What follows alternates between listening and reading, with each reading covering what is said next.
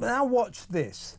This is a woman called Charlotte Hayes, and she is a left-wing activist on TikTok, a sort of left-wing influencer. This is what she posted on TikTok. Just got shot in the neck at his own debate rally. I try to avoid American politics if possible, but I've opened X to a bunch of little crying and whinging about how political violence is never the answer. These people are gunning for politics that is inherently violent to its people. These people are gunning for politics that are inherently violent to a population. To marginalised people, to people who need access to healthcare. This is the same across the West. This isn't just the US. This is England too. I'm sick of this idea that you can't meet violence with violence. If somebody was smacking you in the face in the corner of a room over and over, you're going to hit them back. You have to. You're not getting out of that unless you do. These people do not care if you live or die. They don't. As long as you can work for them and make them money, and once you're useless, they don't care. They want you to die. Why is anyone condemning that? Kill them all. Kill. So she finishes that diatribe. This is obviously in response to Charlie Kirk's, the Conservative commentator, Conservative campaigners' assassination a couple of weeks ago. So she finishes that diatribe against right-wing people who've been saying, look, violence is not the answer. It's not the answer. Shooting Charlie Kirk dead is not the answer. That's not political debate. Well, she says, no, I'm sick of these right-wingers saying violence is not the answer.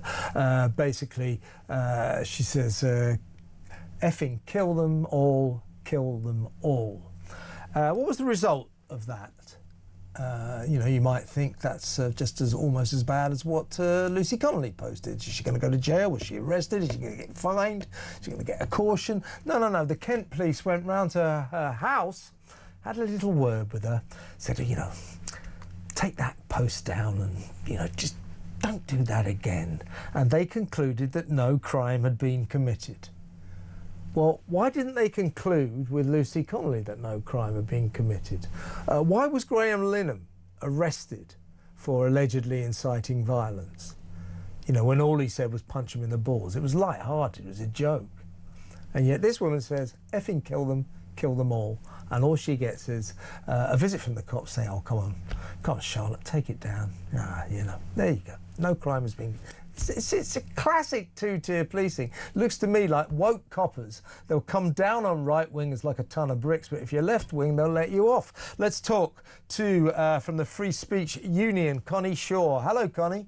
Hi, Kevin. I'm right here, aren't I? I mean, why have the police... They investigated this, they went to her house, they concluded that no crime had been committed.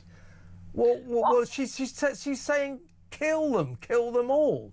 If Lucy Connolly's going to go to jail for similarly, if you like, she didn't say kill them, she just said it was accused of inciting violence. If Graham Linehan's going to be arrested for inciting violence for just saying punch pretend men in the balls, why is this woman being let off, do you think? It's two-tier policing, isn't it? Well, the perception certainly is that there's a two-tier justice system, and I think that the public can't be blamed for having that perception. But I think the difference here, and there are often these direct comparisons made between two different cases, whether it's Charlotte Hayes in this case and Graham Linehan or Lucy Connolly. But the difference with Graham Linehan and Lucy Connolly is that both Lucy and Graham were arrested on suspicion of stirring up hatred on the basis of a characteristic. There are 3 characteristics that you can stir up hatred on in England, and that is sexual orientation, religious, and racial. Whereas Charlotte Hayes was not talking about people from any of those 3 groups. So there is an issue here with our legislation, and that's why, one of the reasons why Kemi Badenoch's appointed Toby Young to do this policy review. That doesn't mean that people should be going to prison for things that Charlotte said. I think that none of these people should be going to prison. And actually, the fact that the police decided that it wasn't a criminal matter raises questions about why they went to Charlotte's house in the first place. If you compare it to our member, Deborah Anderson, who you saw recently in that video that went viral on the American lady in Thames Valley, yes, of course. Yeah. how the policeman came round and she asked him, is this a criminal offence? Have I broken the law? Am I being arrested? To which he said no. So if the police know that it's not a crime, they've seen what Deborah has posted on the internet, they saw what Charlotte's video was, but they're still going to people's houses. Look, I completely accept what Charlotte said was disgusting. I think it's the left are a laughing stock when it comes to these things. They seriously believe that words are violence to the point where they think actual violence is the response. I completely accept that. I still don't think the police should have any business in going around to people's houses for things that are not criminal matters. The police should not be going around to people's houses to tell them to delete posts or to tell them to apologise to people. Deborah Anderson was told that if she didn't apologise to the person who had complained about being upset by something she had posted, then she would be taken for interview. We don't know what happened in the conversation between the police and Charlotte Haynes, but she may well have had the same message from the police and she deleted the post. It could well be, though, Connie, that clearly somebody did complain about what Charlotte Haynes posted, and as you say, they've gone round to say, "Oh, you shouldn't really do that." Well, she wasn't told to apologise to anyone, though. Well, I don't know what went on during. The police don't say anything about telling her to apologise. They say that they advised her to take it down, and they had a little word with her.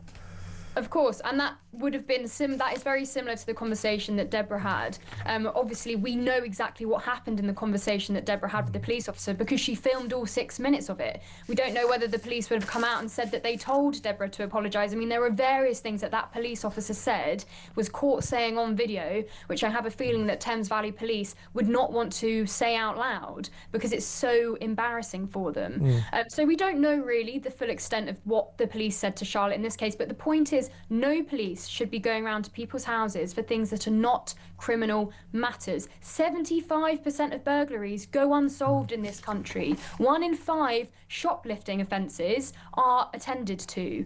I know that it's horrible when people say things like this. I understand the emotion. I felt just as disgusted, I'm sure, as the next person did when they saw what this woman, Charlotte Haynes, said. But I do not think it's the matter for the police. The police got the decision right this time. I still don't think they should be going to her house, but the question is, why are they not getting it right every time? I think there is something to be said about the way that the police have been captured by certain organisations such as Stonewall, which does, in my opinion, help in getting people like Graham Linehan arrested. But the other thing, that there are issues with our legislation. Again, Charlotte Haynes you couldn't possibly say that she was trying to stir up hatred on the basis of those 3 characteristics. Name those characteristics again, Connie, please.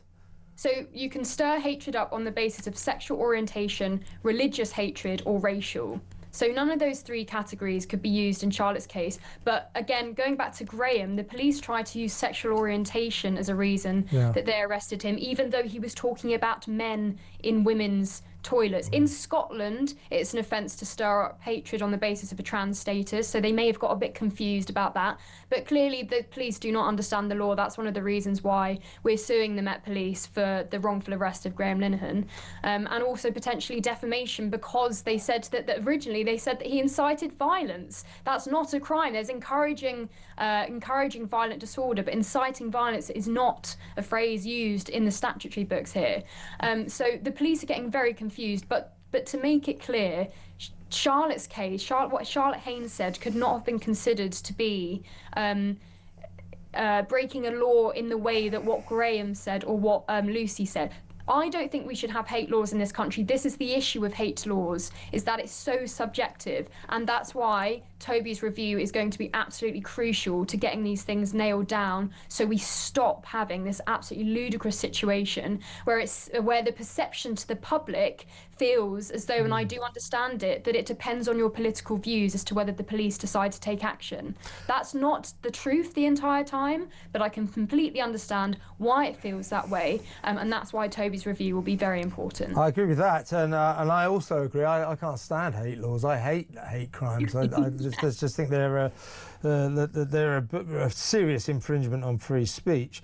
But there is a disparity. There is a difference, isn't there, between the way Deborah Anderson was treated the video came out last week, and the way that Charlotte Hayes has been treated here, insofar as there must have been a complaint. There must have been a complaint about her kill them all TikTok post. They haven't asked her to apologise to anyone. They just said investigators examined the content and concluded no offences were committed. The person who posted the video was visited by officers and received words of advice. They subsequently deleted the post. So why is it? Well, they're saying that. Why was Deborah told to apologise and Charlotte wasn't?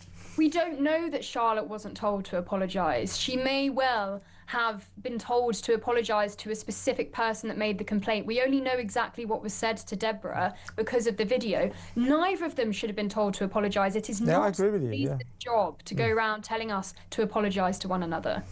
And I mean, will Toby, do you think, recommend that you should be able to say on Twitter or TikTok, kill them all? Kill them all, kill them all. I imagine what Toby will recommend is that we need something like the First Amendment in this country. Yeah. And under the First Amendment in the US, something can only be considered to be inciting violence if the speech is proven to both be intended to and likely to cause imminent lawless action. And it has to fulfill both strands. It has to be both intended to and likely to cause unlawful action. So in order for that, for any speech to be considered inciting to violence, is a very narrow category. Yeah. So in some situations, it will be the case in America, and the origins of that case, Brandenburg versus Ohio, is a really disturbing case of a KKK group or a white supremacist group. I don't know whether they were connected to the Ku Klux Klan necessarily, but a white supremacist group marching through an area calling for what can be perceived as acts of violence towards certain minorities. But it was ruled that was a right that they were granted from the First Amendment because they were found to not be intending to and likely to be causing imminent unlawful action. So it will mean that people say horrible things, as in people always say horrible things. But I think that people think that if people are suddenly allowed to say horrible things, that suddenly loads more will be said. I think most people are good people. It just means that people like Lucy Connolly and people like Charlotte Haynes will not be being locked up because they shouldn't be.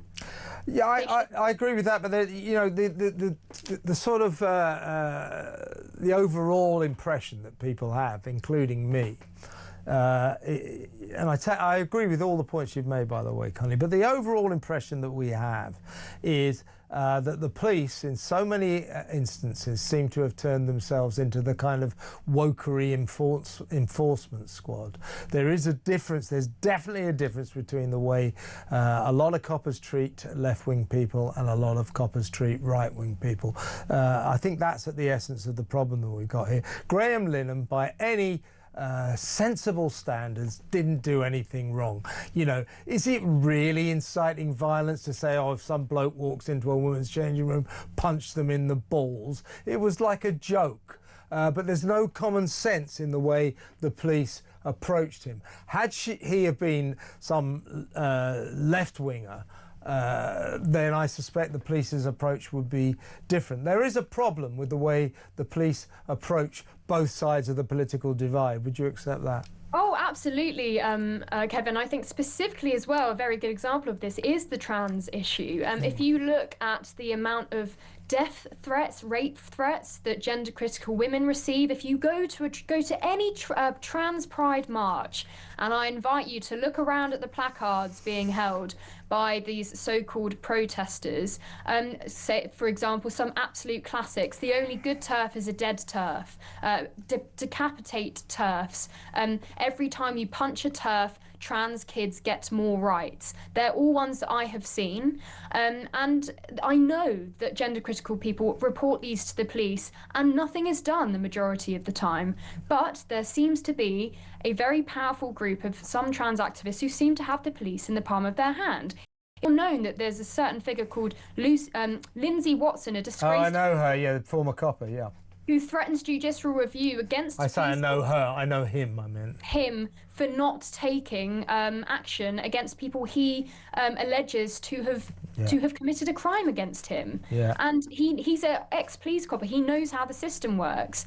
And so it seems that there are certain people within the trans movement who are really using it to go after people that they disagree with. And it seems the police often just toe in line with them. They do. It's outrageous. And there needs to be a serious shake-up of the way that the police officers are trained. They've just got their priorities wrong. I agree. The idea that we saw on video a police officer in a poor woman's house telling her that it was his job today not to look after people who have been murdered, or obviously they're dead, or go after people who have murdered someone, or to care for people who have been raped or solve rapes, or go after people who've burgled people's houses. Today his job was to come round and tell her to apologise to someone that she'd upset on Facebook. Absolutely. But what worries me about people like him is that he has no idea what his job is, because he's grown up in a kind of new kind of police force, which seems to be getting everything wrong. Connie, got to go, but really good to talk to you. Thank you so much for your time. Connie Shaw there from the Free Speech Union.